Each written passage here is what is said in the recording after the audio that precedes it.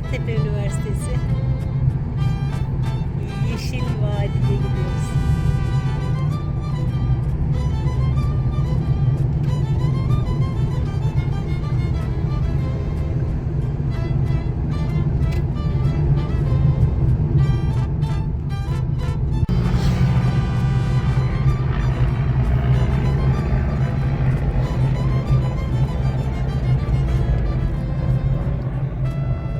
Ne diyor?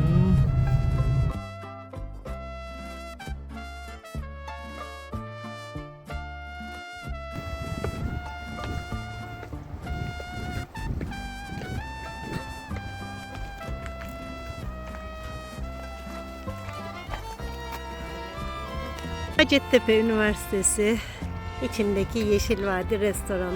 Sevimli, huzurlu, ağaçlı, ormanlı bir mekan.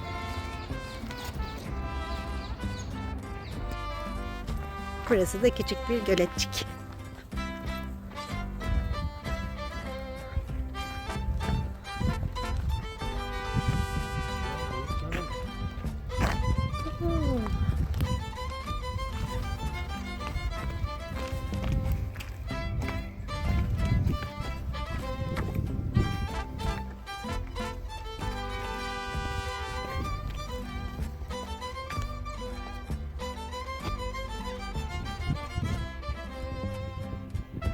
Minnoş renkli balıklar.